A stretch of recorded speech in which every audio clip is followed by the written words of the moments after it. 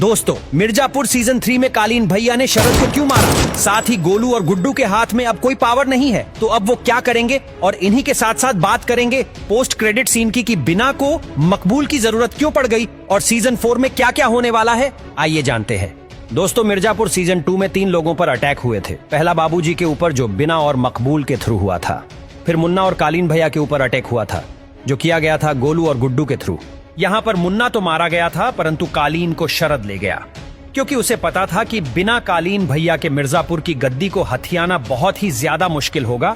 यही अपने कालीन भैया शरद की जाल में फंस जाते हैं और उन्हें यह बिलीव हो जाता है कि शरद मिर्जापुर में एक नई रिश्ते की शुरुआत कर रहा है। यहाँ पर दोस्तों, शरद ने बहुत ही इंतजार किया था इस दिन के लिए, जब उसे फाइनली मिर्जापुर की गद्दी सौंपी गई थी, परंतु एंड समय में वो हुआ जिसका हमें अंदाजा भी नहीं था। कालीन भैया ने जब शरद का नाम लिया गद्दी पर बैठने के लिए, तो शरद जब गद्दी पर बैठने जा रहा था तभी कालीन भैया ने उसे गोली मार दी एंड शरद का हमेशा के लिए चैप्टर क्लोज कर दिया। क्या कालीन भैया को शरद पर शक हो गया था? इसका आंसर हम आगे चलकर आपको बताएंगे। दोस्तों, पहले एपिसोड में हमें देखने को मिला था कि यहाँ पर माधुरी मुन्ना भैया का अंतिम संस्कार कर रही है, इसलिए मुन्ना के रिटर्न का अब कोई भी चांस नहीं है।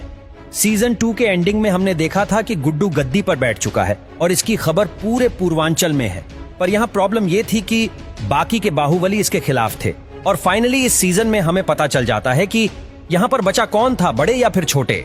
ये जो बंदा दिख रहा है वो छोटे त्यागी था, पर दत्ता त्यागी और भाभी को अभी तक यह नहीं पता कि ये छोटे हैं या फिर बड़े। इनकी मम्मी को छोड़कर सभी लोग इसको बड़े समझ रहे हैं। दूसरी तरफ गोलू को कहीं ना कहीं ये पता है कि कालीन भैया जिंदा है और उनका किसी सीक्रेट जगह पर ट्रीटमेंट चल रहा है। तो इसी बीच गोलू को एक कॉल आती है जिसमें उसे बताया जाता है कि वो जगह उसे मिल गई है जहां पर कालीन का ट्रीटमेंट चल रहा है। दोस्तों, ये प्लान था शत्रुघ्न का, क्योंकि उसे भी गोलू से बदला लेना था। तो गोलू जब सिवान पहुंचती है तो वो वहां कंप्लीटली फंस जाती है, क्योंकि जिस जगह पर कालीन भैया का ट्रीटमेंट चल रहा था वहां पर सिक्योरिटी टाइट थी। यहीं पर जब गोलू को कालीन भैया की बॉडी दिखती है जिसका ट्रीटमेंट चल रहा होता है, जैसे ही वो गोली मारने वाली होती है तभी छोटे त्यागी उसे गोली मार देता है। ये गोली उसे मारने के लिए नहीं बल्कि उसे इंजर्ड करने के लिए थी। शत्रुघ्न गोलू की फेक बॉडी तैयार करता है, जिसे देखने के बाद सभी लोग शॉक थे। गुड्डू भैया जब ये डेड बॉडी देखता है तो उसे भी लगता है कि हाँ, ये गोलू की है।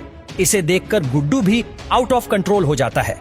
गुड्डू के इस मेडली बिहेवियर का सिर्फ एक ही कारण था, बिना ने ही गुड्डू को सफेद पाउडर की लत लगाई थी और इसी वजह से वो कभी कभी ऐसी चीजें कर रहा था जो कि उसे नहीं करनी चाहिए थी। इन सब के बाद गुड्डू जेल जाता है, जहां पर माधुरी इसका वेलकम धूमधाम से करवाती है। जब गोलू को मालूम पड़ता है कि गुड्डू जेल में बंद है तो वो तुरंत गुड्डू को जेल से निकालने की प्लानिंग में लग जाती है। इसलिए गोलू जेपी यादव की हेल्प लेती है और फाइनली गुड्डू को जेल से फरार करती है। अगर जल्दी से गुड्डू को जेल से बाहर नहीं निकाला जाता तो कालीन भैया उसे आकर मार देते। उसके बाद गुड्डू और माधुरी की मीटिंग हो रही थी, तो यहाँ पर हमें सही से बताया तो नहीं गया कि माधुरी ने कालीन भैया को क्या करने को बुलाया। दोस्तों, यहाँ पर 2 आंसर हो सकते हैं। पहला, कालीन भैया ने शरद को इसलिए मारा क्योंकि शरद की बातों से उन्हें कहीं ना कहीं यह अंदाजा होने लगा था कि शरद ने मुझे इसलिए बचाया क्योंकि उसे मिर्जापुर की गद्दी चाहिए थी। और दूसरा आंसर है, माधुरी के कहने पर ही कालीन भैया ने शरद को मारा है। और वैसे भी शरद भी क्रिमिनल सर्कल के अंदर ही आता है, तो माधुरी उसे भी भयमुक्त प्रदेश की टीम में काउंट कर रही है। दोस्तों, मिर्जापुर का असली सांप घर में घुसकर ही बेटा है। जी हाँ, मैं बात कर रहा हूँ बिना की। शुरुआत से यही त्रिपाठियों की फैमिली को कमजोर कर रही है और एक हद तक वो कामयाब भी हो गई थी, क्योंकि उसे खुद मिर्जापुर को चलाना है और आगे चलकर लल्ला को पूरे पूर्वांचल की पावर को सौंपना है। और जैसा कि हमने देखा कि माधुरी ने कालीन भैया और बीना को मिलवा दिया है, और बीना को देखने से ऐसा लग भी रहा है कि ये कालीन भैया के जिंदा होने से खुश नहीं। और यहाँ पर हम बता देते हैं कि सीजन 4 में ये कालीन को मारने के लिए आगे प्लान्स बना रही है और इसकी एक झलक हमें इसके एंड में देखने को मिलता है। इसने मकबूल को बुलाया है किसी मिशन के लिए और सीजन के एंड में हमें दिखाया जाता है कि गुड्डू को जेल से निकाल लिया गया है। और अब सबसे बड़ा सवाल ये है कि गुड्डू और गोलू किसके लिए काम करेंगे।